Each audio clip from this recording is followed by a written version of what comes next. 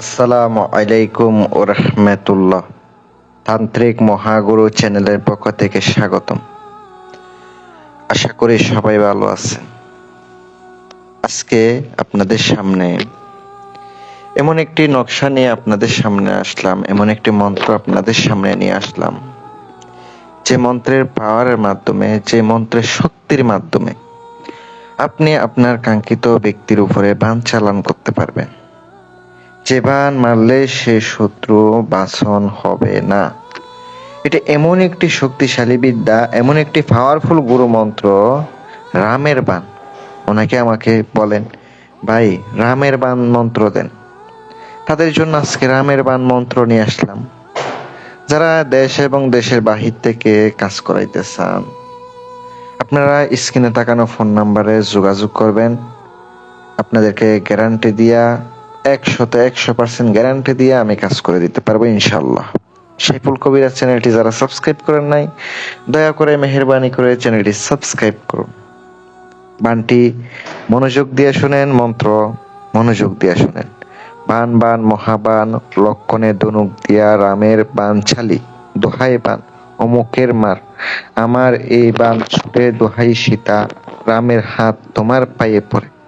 মন্ত্রটি আপনারা মনোযোগ দিয়ে শুনছেন, এটাই হচ্ছে মন্ত্র। আমি আপনাদেরকে লিখে দিয়েছি, আপনারা দেখতে পাচ্ছেন।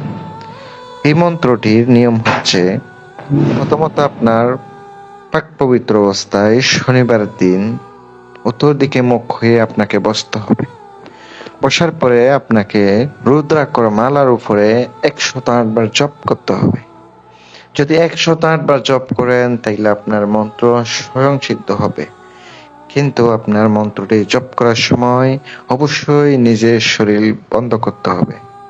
আর রামকুণ্ডলী দিয়ে আপনাকে অবশ্যই নিজের আসনটি বন্ধ করে নিতে হবে। তারপরে আপনি বন্ধ করার পর মন্ত্রটি আপনার সিদ্ধ হলে কিভাবে বুঝবেন? আপনার শরীরটা এমনিতে অটোমেটিক গরম হয়ে যাবে, তখন বুঝবেন আপনার মন্ত্রটি সিদ্ধ হয়ে গেছে, কার্যকারিতা কাজ করা শুরু করবে। এবার কাজের বিধি হচ্ছে, কলা গাছ সংগ্রহ করতে হবে, চিনি চম্পা কলা গাছ। খাম সিঁদুর দ্বারা আপনাকে চিনি চম্পা কলা গাছে একটা ছবি আঁকাইতে হবে। আর শিঙ্গি মাছের কাঁটা, শিঙ্গি মাছের কাঁটা আপনাকে সংগ্রহ করতে হবে। যদি আপনি না পারেন তাইলে অবশ্যই আপনাকে সংগ্রহ করতে হবে ময়না কাঁটা। আপনি এই কাঁটা পানিয়াতের দোকানে গেলে পেয়ে যাবেন, অথবা আপনি কোনো কবিরাজের কাছে গেলে অবশ্যই পেয়ে যাবেন। ওনার কাছ থেকে অবশ্যই আপনি অরিজিনাল কাঁটাটা সংগ্রহ করবেন। যদি আপনি কাঁটাটা আনেন অবশ্যই এক দামে আনতে হবে, কোনো দামাদামি করা যাবে না।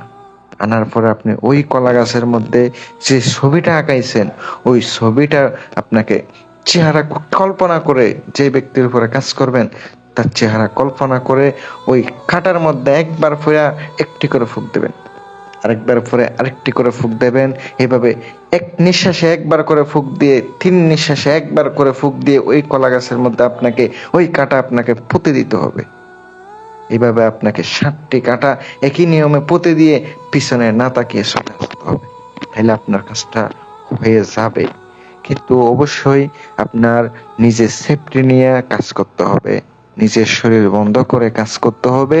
যদি আপনার বন্ধ না হয় নিজেরও ক্ষতি হওয়ার সম্ভাবনা আছে। যদি আপনারা কাজটা করেন অবশ্যই কাজটা হয়ে যাবে। যারা কবিরাজ ভাইয়েরা আছেন তারা কাজ করেন, অবশ্যই উপকৃত হবেন। সবার জন্য ইজাজত রইল। আসসালামু আলাইকুম ওয়া রাহমাতুল্লাহ।